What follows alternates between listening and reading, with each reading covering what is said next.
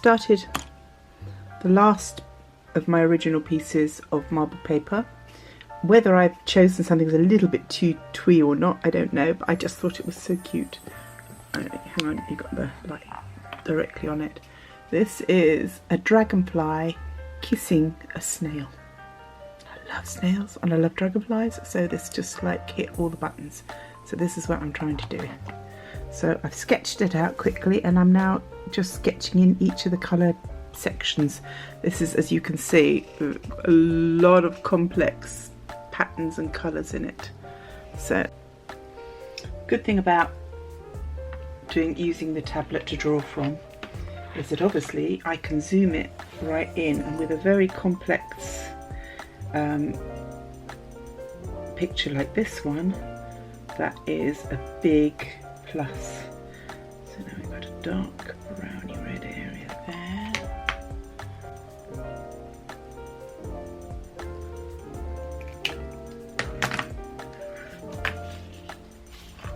It's like drawing in patchwork.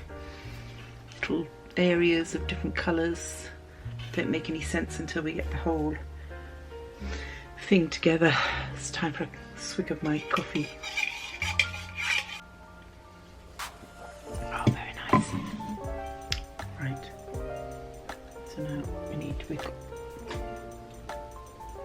blue. Next to this red goes blue. This very complex mix of colours and shades on this little creature. I think we're going to need to use acrylics and watercolour on this to get these subtle shades.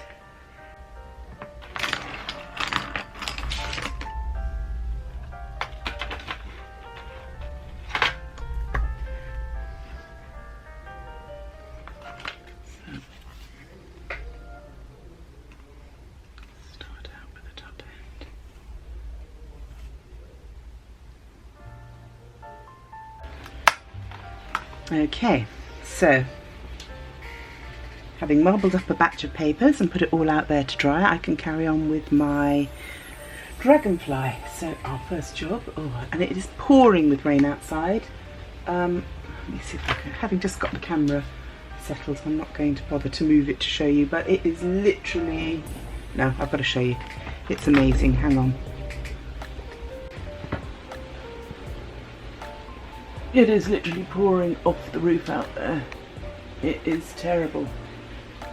Unbelievably raining hard. There are quite a few bumps and bangs of thunder and lightning as well, but hopefully it's finished with that.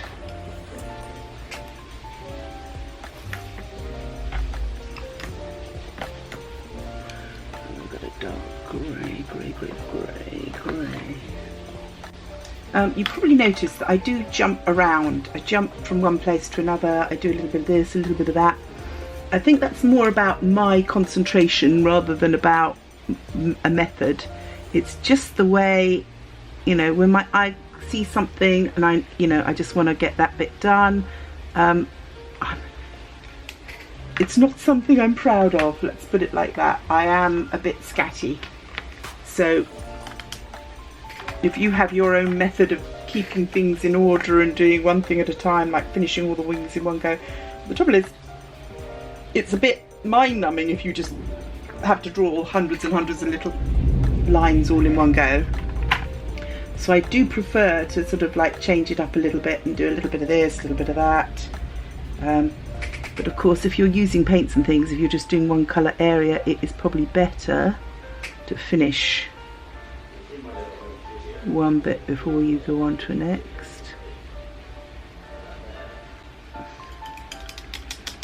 That second layer where you've already got one dried layer underneath, but it's not, you know, watercolours and acrylics both dry duller than you expect them to.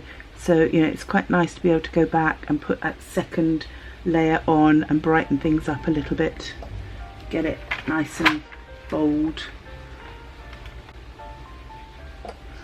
I might even put a little bit of silver underneath this bit so that the red really glows on it. the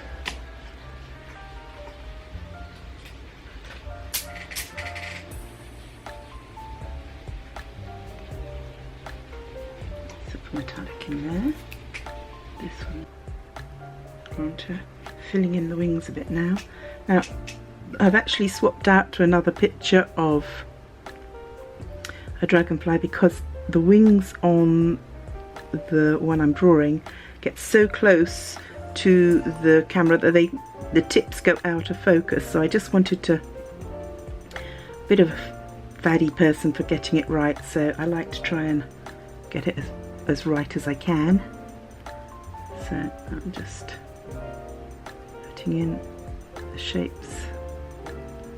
I'm doing it in a very pale grey pen at first, then I'm going to use hints of the silver, but I'm also going to then brush the iridescent eyeshadow over the wings. I want to show that you can see the body of the dragonfly through the wings, and on this one obviously it's going, one is going over the top of the other, so it's all a little complex, but we'll get there. So I need the silver pen, the silver pen.